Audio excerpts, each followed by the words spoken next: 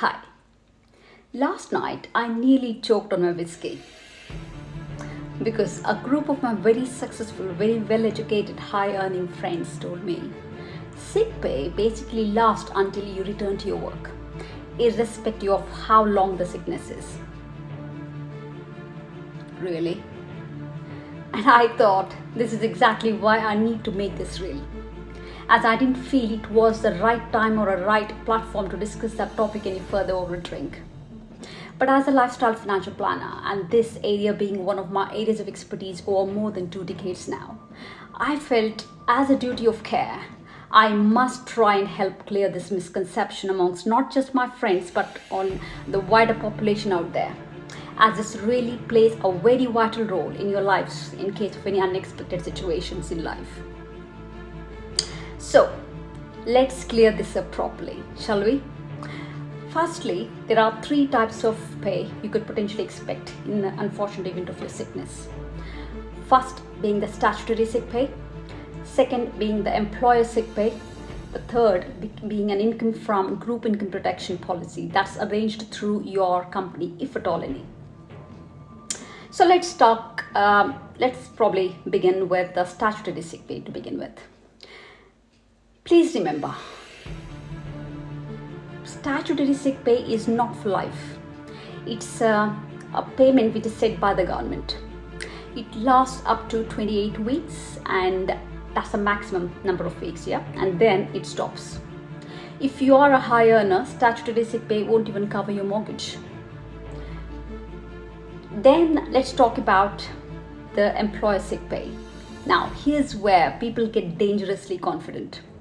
Employer sick pay, you heard it right. Please note, employer sick pay is discretionary. It means it's paid at the discretion of the employer, based on your company policy, often linked to length of the service, i.e. the number of years of your service, what you provided to your company. So these are the main three criteria the employer sick pay is linked with. Paid at the discretion of the employer, based on your company's policy, and linked with the length of the year of service what you have provided. For example, let's say 1 year at a company, yeah, you might get for few weeks. What about 5 years? Maybe you might get for few months. 10, 15, 20 years, possibly up to a year or two. But here is the key: it is still time limited. It's not guaranteed for life.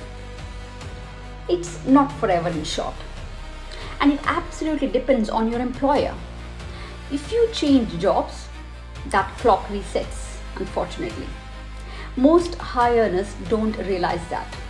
Now the question is, what if despite 1 or 2 years of payment, you still haven't fully recovered or fit enough to resume your work back? What would happen then is a question. You still have to keep up with your monthly financial commitments, right? So how would you manage? Well, then comes our savior, the one and only group income protection. It's a long-term one, but unfortunately not every employer offers that. If they do, most employees have no idea about it whatsoever. Like, for example, what percentage of your salary gets paid? When does it start? When does it kick in? Or how long it lasts for, that matter. So that's not a strategy, that's a hope. Yeah. So the real concern, and the reason I'm saying this slightly tongue-in-cheek, is because if high-profile professionals, lawyers, consultants, directors can misunderstand this, there are hundreds of thousands more out there, I bet, assuming they're covered, right? And that's really scary. And God forbid, if they ever needed to claim, that should not be the moment they discover the truth. So, this is one of the core areas I help my clients with every single day, because your income isn't just your money, remember. It funds you and your loved one's lifestyle, your children's upbringing, your mortgage payments, your investments for your better future, your retirement plans. So, to be honest, I would say it's your biggest financial asset. Yes, it's often the least protected. So here is my genuine question to you.